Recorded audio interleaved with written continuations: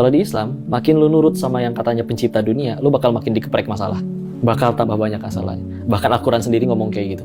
Contoh ya, Quran surat 29 Al-Ankabut ayat kedua. Hasiban nasu ayusroku ayakulu amanna wahum la yuftanun.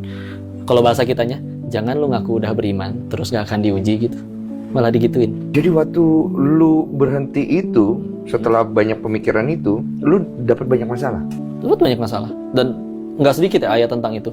Tapi akhirnya memang berkesimpulan bahwa di ayat yang lain kan bahkan sampai ditanya, jangan kalian ngaku bisa ke surga sebelum kalian diuji sebagaimana orang-orang terdahulu. Orang-orang terdahulu itu orang-orang yang justru lebih taat daripada kita, para nabi, para orang yang berbuat baik. Sampai mereka juga nanya, kapan ini masalah selesai? Kapan pertolongan Allah?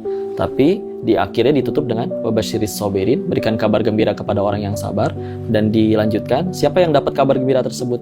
Orang yang mengucap setiap kali ada masalah, inna lillahi wa inna ilaihi raji'un. Intinya adalah kami milik Allah dan segalanya akan kembali kepadanya. Dalam artian gini, berarti penderitaan manusia itu diawali ketika merasa memiliki hartaku, jabatanku, karirku, udah kupupuk bertahun-tahun segala macam. Enggak bro, titipan. Buktinya ada orang yang udah dapat itu semua bahagia nggak? Cerita. Enggak. Justru itulah cara Islam ngebahagiain orang. Karena pencipta lu tahu bahwa makin lu ngejar itu, lu makin gak bisa bahagia. Makanya ketika akhirnya kita nurut sama pencipta dunia itu, lu makin digeprek sama masalah, dalam artian lu berusaha dicabut dari semua kemelekatan itu. Sesuatu yang bermanfaat, tapi kalau melekat pasti jadi masalah. Mikrofon misalkan, kalau nggak pakai itu satu masjid nggak akan kedengeran. Tapi kalau itu nempel sama tangan lu cebok susah, lu makan susah. Padahal benda itu bermanfaat. Apalagi ini nemploknya di hati.